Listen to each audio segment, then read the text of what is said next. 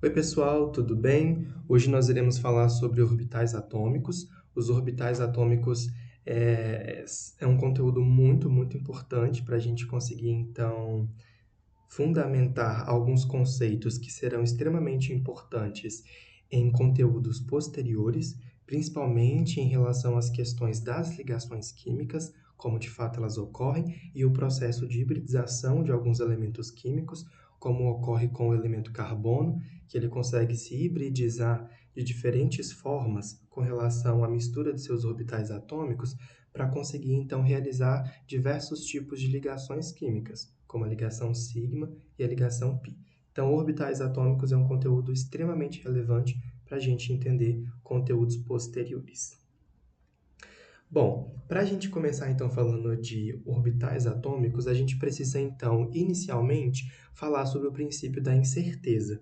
O princípio da incerteza é uma teoria desenvolvida por físicos, né, principalmente pelo Werner Heisenberg, que fala então que o elétron, dependendo da maneira como se analisa através de um experimento químico, ou também dependendo de uma situação, ele vai se comportar como matéria, sendo então caracterizado como uma partícula. E quando a gente fala então que o elétron ele se comporta e é uma partícula, portanto ele é matéria, a gente está querendo dizer que o elétron possui carga, possui massa, pode ser localizado, ele também pode colidir com a matéria e com outros tipos de material. Ele também pode ser detectado em um ponto a partir de um detector. Mas também a gente pode observar que o elétron ele possui um outro comportamento. Ele também pode se comportar como uma onda. E se ele comporta então como uma onda, ele não consegue então ser classificado nessa característica de matéria, já que ondas só transportam energia sem transportar matéria. E aí, nesse caso, o elétron também ele pode se comportar como uma fonte de energia, ou como simplesmente pura energia, através da onda. E aí, se a gente vai dizer, então, que o elétron é uma onda, então a gente pode afirmar que o elétron, então, ele também apresenta interferência e difração, e ele é descrito por uma função de onda, ou seja, que indica a probabilidade de encontrá-la em uma posição. Só que esse físico, então, o Werner, né, um físico alemão, ele propôs que a natureza dual do elétron, ou seja, ora se comporta como matéria-partícula, ora se comporta como onda ou energia, limita a precisão, a forma como a gente consegue então determinar qual é de fato a exata posição e o momento em que essa partícula, o elétron, ele pode ser encontrado ou pode ser determinado no espaço e tempo. Então a gente vai dizer que o princípio da incerteza quer dizer que é impossível nós determinarmos com 100% de exatidão e precisão qual é a exata localização do elétron dentro da eletrosfera num dado instante. Então, a gente pode dizer que no átomo, mais precisamente dentro da eletrosfera, é impossível então a gente saber de forma simultânea qual que é a dinâmica exata do elétron e qual é a sua exata localização no espaço. Ou seja, o elétron está se comportando em determinado momento como matéria ou como onda. E onde que de fato ele está localizado dentro dessa eletrosfera? Isso é o princípio da incerteza. A gente não consegue determinar a dinâmica exata do elétron e a sua exata localização no espaço, ou seja, na sua eletrosfera. Assim, a descrição da localização dos elétrons em um átomo se dá em termos de probabilidade. Então, eu não consigo afirmar com 100% de certeza de afirmação onde que está o elétron e como ele está se comportando. Mas, através de um cálculo, ou seja, de uma função de onda, que é um cálculo matemático, é uma função matemática que nós utilizamos para calcular essa probabilidade da localização e da região de encontrar o elétron, a gente consegue estimar, né, e através então dessa maior probabilidade descrever e falar onde que o elétron pode estar localizado e como ele está se comportando. E aí, nós temos outra teoria, né, mais atual, também surgindo do ramo da física, que é a mecânica quântica, que através da mecânica quântica, então, a gente tem a equação de onda. A equação de onda ela é muito importante, porque através dessa função, é uma função matemática mesmo, sabe, aqueles cálculos, aquelas leis de formação, né? É uma conta mesmo matemática, através da qual a gente chama de equação de onda, onde que dentro da mecânica quântica a gente consegue então, através de termos e características matemáticas, determinar a probabilidade da localização do elétron dentro da eletrosfera. E aí, a gente vê que na mecânica quântica não é tão fácil assim a gente estabelecer e descrever essa localização do elétron. Na verdade, é bem difícil, por conta da natureza dual dele e do princípio da incerteza.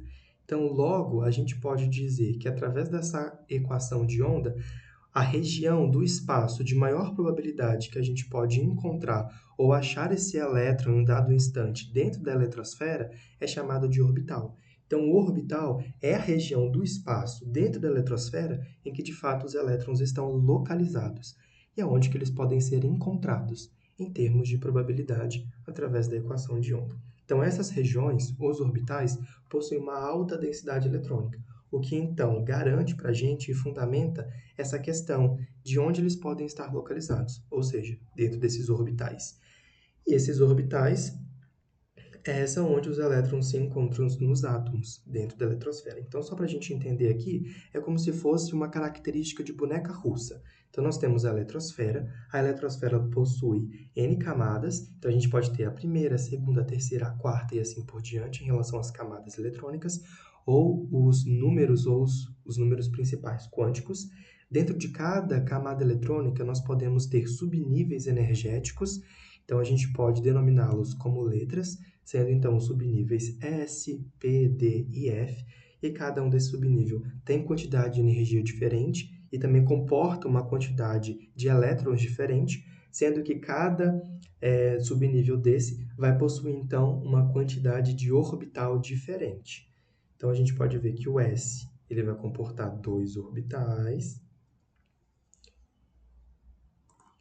Perdão, dentro do subnível S couberão 2 elétrons, sendo que nós temos apenas um único orbital. Dentro do subnível P, nós temos 3 orbitais, sendo que em cada orbital a gente consegue ocupar com 2 elétrons e assim por diante. Então, a gente viu que os orbitais atômicos são as regiões onde, de fato, os elétrons têm a maior probabilidade de ser encontrado e estarem localizados dentro da eletrosfera, e cada subnível, então, vai possuir uma quantidade de orbitais diferentes, ocupando quantidade de elétrons diferentes.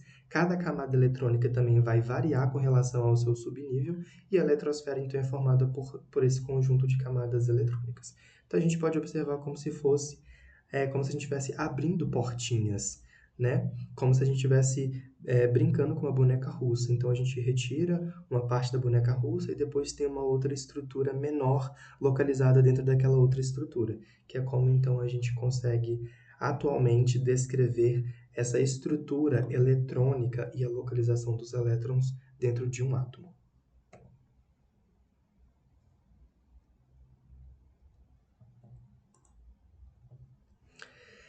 Outra questão que a gente precisa citar e retomar é a questão da eletrosfera. Então, a eletrosfera é aquela região ao redor do núcleo de um átomo que se encontram os elétrons. E algumas características da eletrosfera são: ela ocupa praticamente todo o volume do átomo, então, em relação ao núcleo, a eletrosfera tem pouquíssima massa, mas ela possui um volume muito, muito grande. Então, se a gente for descrever o volume do átomo, quem dá esse todo volume, essa característica volumétrica do átomo, é a eletrosfera. Os elétrons também eles estão localizados em camadas eletrônicas ou níveis de energias quânticas principais, que a gente pode falar que é a primeira, segunda, terceira, quarta, quinta, sexta, sétima e assim por diante em relação às camadas, mas também cada camada ela pode ser denominada com base numa letra maiúscula como K, L, M, N, O, P e Q. Cada nível pode conter um número máximo de elétrons de acordo com a fórmula N, 2N elevado a 2, onde N é o número do nível.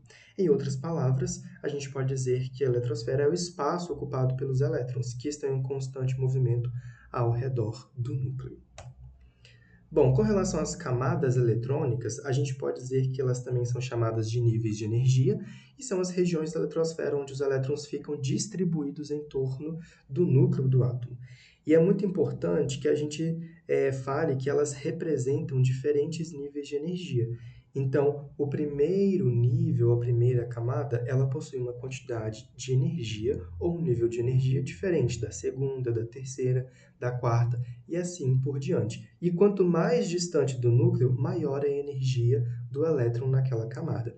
Então, a quantidade energética que um elétron precisa ter para ocupar a primeira camada é diferente da quantidade energética que ele tem que ter para ocupar a segunda, a terceira, a quarta e assim por diante. Como eu disse anteriormente, nós temos o número quântico principal, que é o n. Se nós utilizarmos então aquela fórmula, a gente consegue então determinar o número máximo de elétrons possíveis, cabíveis em cada nível ou em cada camada eletrônica. Sendo que a primeira camada, ou a camada K, ela cabe 2, a segunda camada, ou a camada L, cabe 8 elétrons e assim por diante, como vocês podem observar nessa tabelinha. E aqui nessa outra tabelinha eu também trouxe exemplos dos elementos químicos com relação ao grupo em que eles estão localizados ou que eles pertencem na tabela periódica e também ao período, ou seja, as linhas horizontais em que eles estão localizadas ou podem ser encontradas lá na tabela periódica. Então, se está no primeiro nível ou no primeiro período, significa dizer que só tem uma única camada eletrônica. E se está também lá no primeiro grupo, significa que só tem um elétron nessa primeira camada. Se for no grupo 18, como o hélio, e ele é uma exceção, a gente pode dizer então que ele tem somente uma única camada e ele tem 2 elétrons nessa sua primeira camada. E ele já se estabiliza com esses 2 elétrons. E assim a gente pode ver com os outros elementos. Então, no primeiro grupo, no segundo período, no 14º grupo, no segundo período, e assim por diante. Então, o grupo 18, ou também 8A, significa dizer, então, que ele tem 8 elétrons na sua camada de valência. Então, a gente pode observar aqui a sua segunda camada, já que ele está no segundo período, ele tem 8 elétrons na camada de valência. Ok? Para vocês observarem. Com relação aos subníveis de energia, então a gente viu que dentro de cada nível ou cada camada eletrônica, a gente consegue encontrar os subníveis de energia, que são as divisões das camadas eletrônicas. E cada camada da eletrosfera é formada por uma ou por mais subníveis, onde os elétrons então se organizam de forma mais detalhada. E como a gente já falou, é como se fosse uma boneca russa. Então, eles mostram a forma e a energia dos orbitais. Isso que é muito interessante e muito importante, porque então nós temos o subnível S, P, D e F. Então, o número de orbitais. No subnível S, a gente só tem um único orbital. No subnível P, nós temos 3 orbitais. No subnível D, nós temos 5 orbitais. No subnível F, nós temos 7 orbitais. E aí, se a gente for levar em consideração, então, que cada orbital comporta um número máximo de 2 elétrons, a gente pode observar, então, que no subnível S cabem 2 elétrons, no subnível P cabem 6, no subnível D cabem 10 e no subnível F cabem 14, ok? Só pegar, então, esses números de orbitais e multiplicar por 2, sendo que em cada um cabem 2. E a gente consegue, então, encontrar o número máximo de elétrons que cada subnível comporta, ok? E aí também eu disse que esses subníveis, S, P, D e F, eles possuem forma, e é eles que trazem a forma, a característica geométrica desses orbitais, certo? E também as energias desses orbitais. Então, o S tem uma menor energia comparado ao P, o P tem menor energia comparado ao D, e o D tem menor energia comparado ao F. Então, é uma escala crescente, de S até F, ok? E aí, olha só, o formato aproximado do orbital. A gente consegue observar, então, e descrever que o subnível S possui um formato esférico, o P possui 2 gotas, como se fossem balões, como se fossem formas de halteres, bexigas, e o D e o F, eles têm formas, ou seja, uma característica geométrica desses orbitais de forma muito complexa, que já já eu vou mostrar para vocês. Com relação, então, ao subnível S, a gente pode dizer, então, que o subnível S é o mais simples e é o de menor energia entre os subníveis P, D e F. ele representa a região mais próxima do núcleo, onde é provável de encontrar os elétrons. Então, quando a gente observa, né, e que já dito aqui anteriormente, o subnível S é o de menor energia. E como a gente viu também que as camadas eletrônicas, elas também possuem níveis energéticos diferentes, se dá por conta também dessa caracterização e dessa composição das camadas eletrônicas em relação aos subníveis. Então, a primeira camada eletrônica, ela só possui um único subnível, que é o subnível S.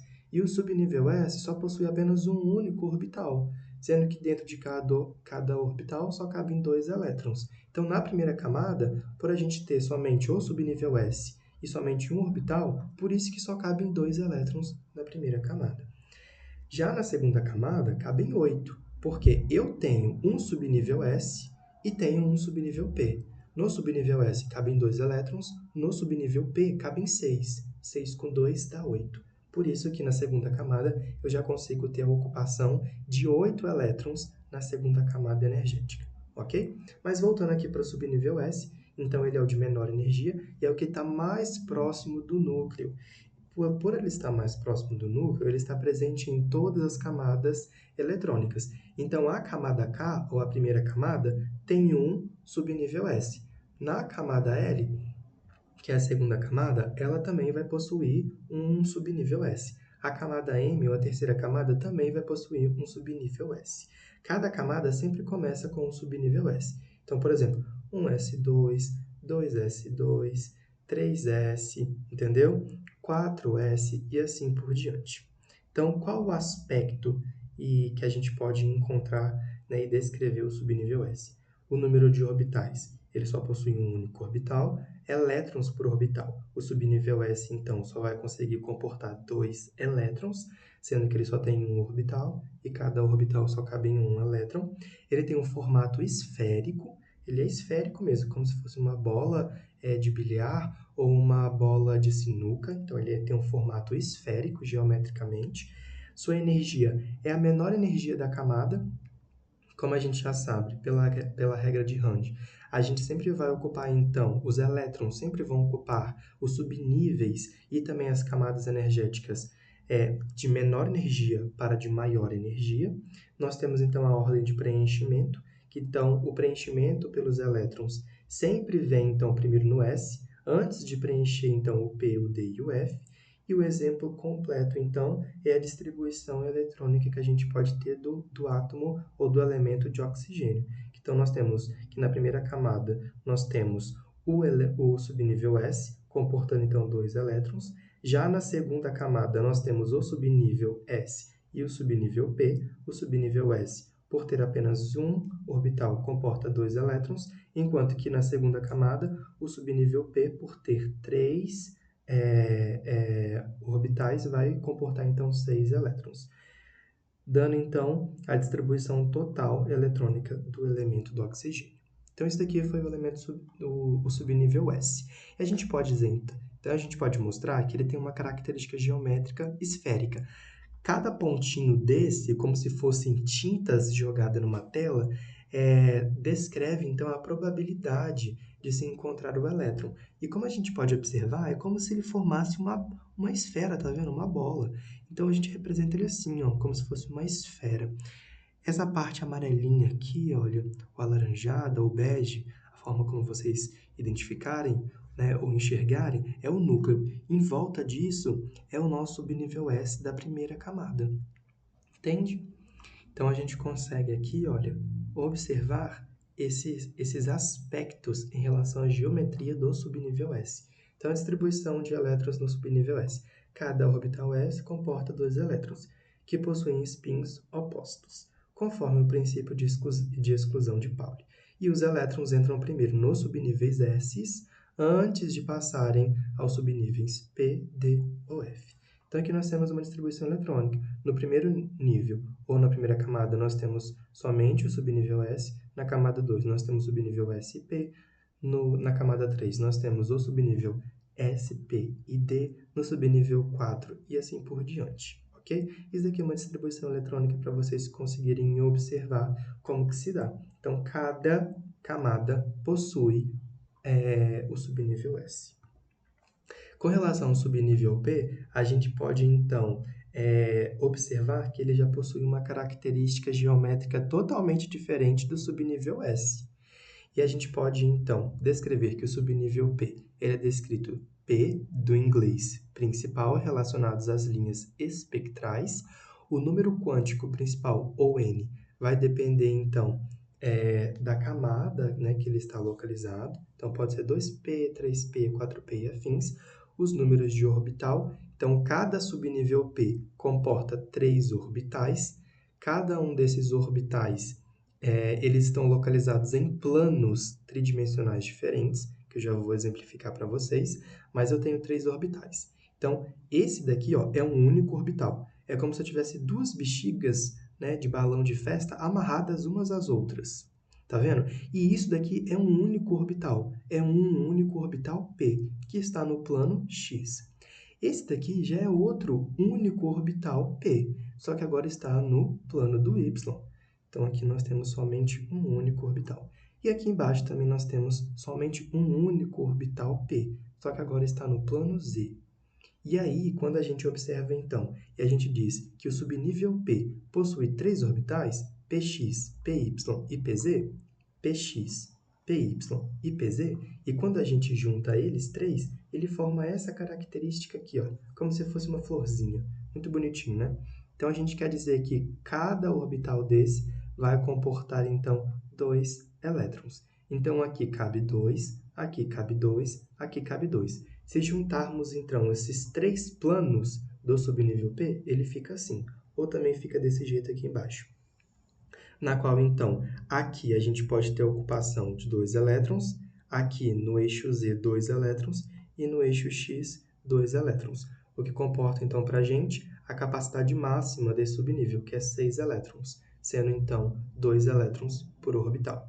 Como é que, então, é o formato, a descrição geométrica desse subnível P? É em forma de alter. Então, os orbitais que ocupam ou que estão localizados no subnível P, eles possuem formas de halteres, ou um oito alongado, como se fossem duas bexigas unidas, amarradas juntas. Ok? Então, essa daqui é a característica do subnível P. Com relação ao subnível D, o subnível D é o terceiro tipo de subnível de energia da eletrosfera, depois do S e do P. Então, como a gente disse anteriormente, os elétrons eles vão ocupando regiões da eletrosfera de menor energia para maior energia, e isso se dá também com relação aos subníveis. Então, os elétrons eles vão ocupar as camadas mais próximas do núcleo primeiro, ou seja, de menor energia, e também isso se dá com relação ao subnível. Então, dentro de uma mesma camada, a gente pode ter S, P, D e F. Só que os elétrons vão ocupar primeiro o subnível S, que tem só um orbital, depois os elétrons vão ocupar os orbitais do subnível P, que tem 3 orbitais, e depois que ocuparem o S e o P, eles vão ocupar o D, e posteriormente o F. Então, por quê? Porque o S tem menor energia em relação ao P, o P tem menor energia em relação ao D e o D em relação ao F.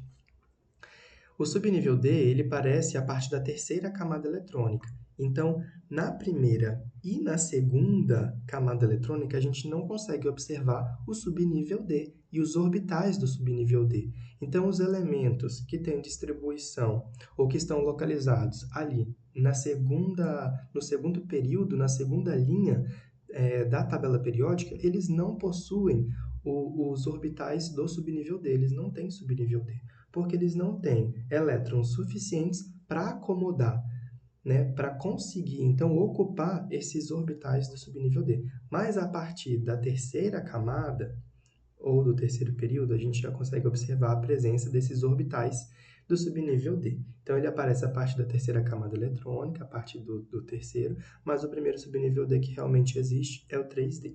Então, a capacidade de preenchimento. Cada orbital D comporta 2 elétrons, logo o subnível D completo tem 10 elétrons. Por quê? Porque o subnível D consegue, então, possuir 5 orbitais. Se cada orbital comporta 2 elétrons, a gente vai, então, conseguir demonstrar que o subnível D comporta, né, ele suporta 10 elétrons. Então, aqui, ó, subnível D. 1, 2, 3, 4, 5, 6, 7, 8, 9, 10, porque ele tem 5 orbitais, beleza? O primeiro subnível D a ser preenchido é o 3D, e isso acontece depois do 4S.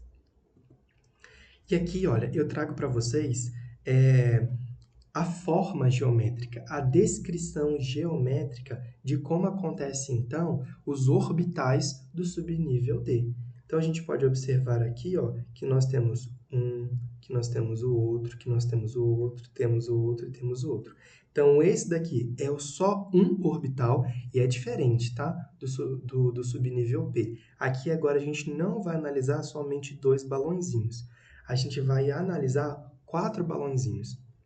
Então, esses 4 halteres, ou esses 4 balões, essas 4 bexigas unidas, mostram para a gente que isso daqui é um único orbital. Então, dentro desses 4 balõezinhos, podem ser ou comportam somente 2 elétrons. E esse daqui está no plano... eu não sei qual plano está, mas está no plano DYZ.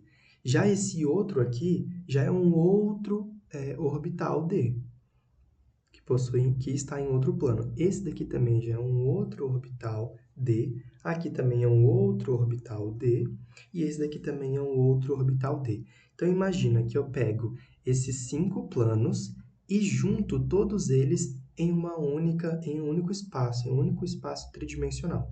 Então, esse então é o subnível D.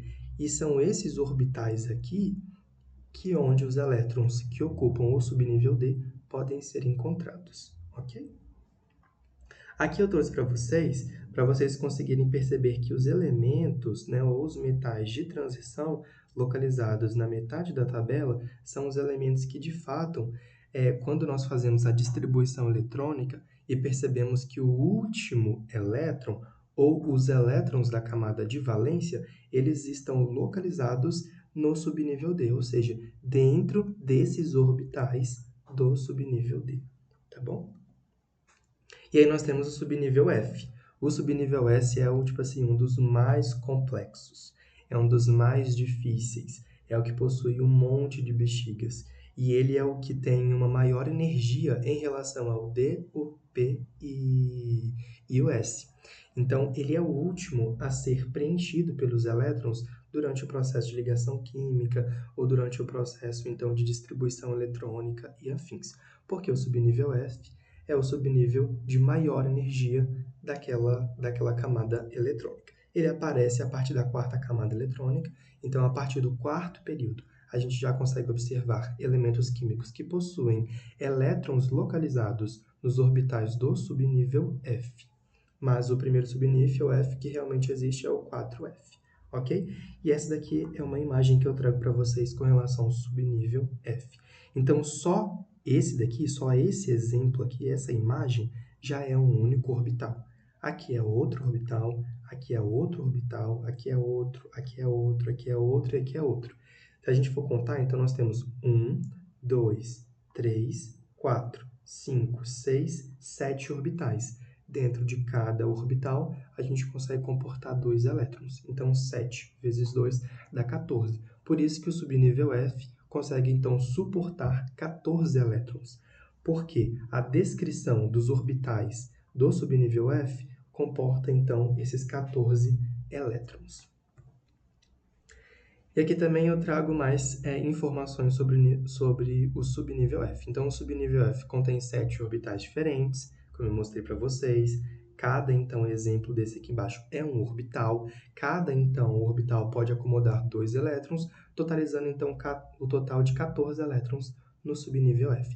Esses orbitais são altamente complexos, com formas tridimensionais elaboradas, como combinações de lóbulos e anéis ao redor do núcleo. E aí nós temos, então, uma complexidade. Então, esses espaços que são como boias, rosquinhas, balões, né, do que vocês quiserem chamar, são as regiões do espaço de maior probabilidade de se encontrar o elétron dentro das camadas eletrônicas dentro de uma eletrosfera. Então, os elétrons eles não ficam localizados em qualquer região dentro da eletrosfera. Eles ficam localizados dentro de orbitais Por sua vez, os orbitais estão dentro dos subníveis, os subníveis estão dentro das camadas eletrônicas e as camadas eletrônicas, juntando todas, formam então a eletrosfera. Então, ligação covalente e sobreposição de orbital. Os orbitais atômicos possuem papel central na teoria da ligação covalente. Sabe por quê? Porque é a sobreposição, é a mistura, é a junção de orbitais atômicos que formam, então, os orbitais ligantes, os orbitais moleculares ligantes. Então, as teorias das ligações químicas que a gente pode, então, trazer com relação a essa sobreposição de orbitais. Então, Lewis vai dizer que a ligação covalente ela se forma quando os átomos compartilham seus elétrons, pois o compartilhamento, então, concentra a densidade eletrônica entre os núcleos, causando, então, aquelas forças atrativas e repulsivas. Então, o Lewis ele vai dizer que é isso, que a ligação química é um processo de estabilização energética dada pelo compartilhamento de elétrons que concentram, então, uma alta densidade eletrônica entre os núcleos dos dois elementos que estão fazendo aquela ligação e, através, então, de forças atrativas e repulsivas, nós temos, então, a formação da ligação química. Só que, contrapondo o que Lewis disse, a teoria da ligação de valência, ela diz que o processo de ligação covalente ele se dá através do acúmulo de densidade eletrônica entre os dois núcleos, quando um orbital atômico de valência, ou seja, um orbital seja do subnível S, seja do subnível P, seja do subnível D ou do subnível S, que está localizado na última camada eletrônica, na camada de valência, consegue então compartilhar o espaço daquele orbital que está localizado naquele subnível, ou se sobrepõe com o orbital atômico de outro átomo. Então, diferentemente do que Lewis disse, a teoria da ligação de valência diz que os orbitais atômicos, seja do subnível S, P, D ou F, que estão na última camada, que estão na camada de valência, precisam se sobrepor, precisam se juntar, precisam se unir. E nesse processo de sobreposição, de junção, é que de fato, então, eu tenho um espaço em que pode ser compartilhado os elétrons daquele elemento com outro elemento. Entende? E assim, então, conseguir realizar a ligação covalente. Então, aqui, ó, teoria da ligação de valência. Os orbitais atômicos, eles se misturam, se fundem. É como se eles se sobrepossem mesmo, como se regiões específicas daqueles orbitais, eles se tornassem um único espaço, uns com os outros, para permitir a formação das ligações covalentes. Então, a sobreposição de orbitais permite que dois elétrons de spins opostos compartilhem o espaço entre os dois núcleos, formando uma ligação covalente. Então, como é que funciona essa organização? Então, pares de elétrons ligantes se concentram nas regiões entre os átomos, e os pares de elétrons não ligantes ficam em regiões específicas do espaço. Então, vamos observar aqui, ó. Então, eu tenho o meu átomo flúor e o meu átomo berílio. Os dois querem realizar ligação entre si. Eles querem diminuir a sua energia intrínseca para conseguir, então, se estabilizar e formar as diversas substâncias, os diversos componentes, os diversos tipos de matéria existentes e presentes aqui no nosso planeta. Como, então, que o átomo de flúor com o átomo berílio, ele vai conseguir, então, realizar essa ligação química, essa ligação covalente. Então, nós temos aqui que o F, que o flúor, ele possui na sua camada de valência um orbital P. Já o berílio, ele também possui na sua camada de valência um orbital P.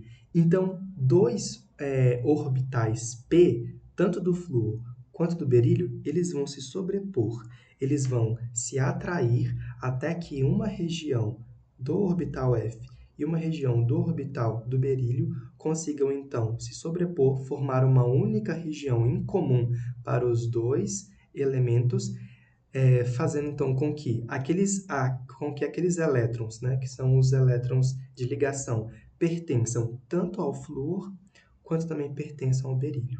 Então, a gente consegue observar aqui que quando eu tenho a sobreposição nessa região de sobreposição de orbital, e antes o flúor tinha só um elétron e coloca ele nessa região, e o berílio tinha só um elétron e coloca nessa região agora que é dos dois, agora os dois elementos passam então a ter os dois elétrons que eles precisavam para conseguir se estabilizar. Então, as ligações químicas, principalmente as ligações covalentes, ou seja, aquelas que ocorrem com compartilhamento de elétrons, elas ocorrem por meio do processo de sobreposição dos orbitais. Então, eu posso ter um orbital S, que é esférico, sobrepondo com outro orbital S, ou até mesmo um orbital S se sobrepondo com o orbital P para conseguir, então, fazer essa ligação covalente. Posso também ter um orbital D fazendo, então, uma sobreposição com orbitais do subnível P para realizar a ligação e assim por diante.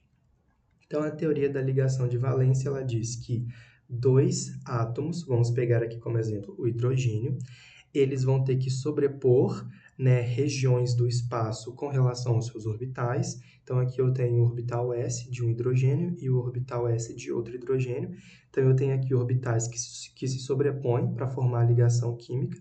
Então, nessa região aqui, eu vou ter os elétrons, um elétron de um hidrogênio e o elétron de outro hidrogênio, formando, então, uma região que é comum para os dois elementos, permitindo, então, que esses dois elétrons pertençam tanto a esse átomo de hidrogênio quanto a esse outro átomo de hidrogênio.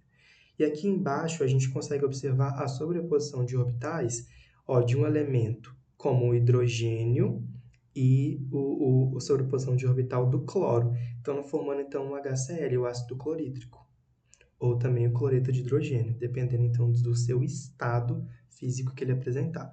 Então aqui nós temos que o orbital S do hidrogênio vai se sobrepor com uma região do orbital P do cloro para formar então esse processo de sobreposição de orbitais e assim então favorecer a ligação química. Já aqui embaixo eu tenho dois elementos, como o cloro e o cloro. Então, aqui nós temos o núcleo, aqui também nós temos o núcleo. A gente pode observar, então, que o cloro ele está na terceira camada, e essa é a camada de valência dele, e nessa camada de valência nós temos o orbital P, e os orbitais do subnível P é que estão presentes na camada de valência do cloro. Então, vão ser esses orbitais, em formatos de balãozinhos, né, dos dois elementos, né, dos dois átomos de cloro que vão se sobrepor para formar, então, uma região comum, uma região, então, que seja tanto daquele átomo de cloro quanto do outro, para que, então, os elétrons, né, que era de um átomo de cloro e do outro, consigam, então, ficar localizados nessa região e assim por diante. Então, esses elétrons serem tanto do átomo de cloro quanto do outro átomo de cloro, formando, então, a ligação química covalente.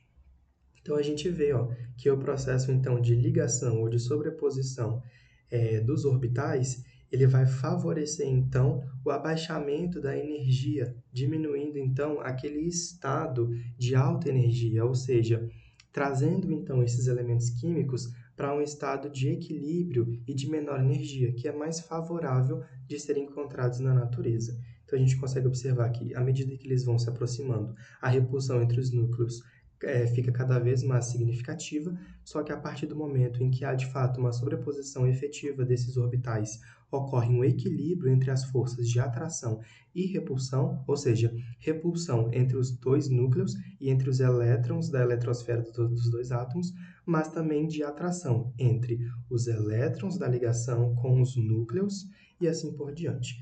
Sendo que, à medida que nós temos um afastamento ou um rompimento ou uma quebra dessa sobreposição, né, dessa ligação química, nós temos que a energia potencial diminui com o aumento da sobreposição de orbitais, aumentando também essa energia e esse estado energético em que esses elementos podem se encontrar. Então, a teoria da ligação de valência, ela diz que toda ligação, né, que a teoria da ligação de valência diz que uma ligação covalente se forma quando dois átomos compartilham um par de elétrons e os orbitais atômicos que contêm esses elétrons se sobrepõem. Então, gente, muito obrigado. É sempre um prazer gravar essas aulas para vocês. E é isso. Qualquer dúvida, por favor, podem me mandar mensagem. Se tiver ficado muito estranho ou esquisito ou complexo essa aula, por favor, me mandem mensagem, ok? Abraço!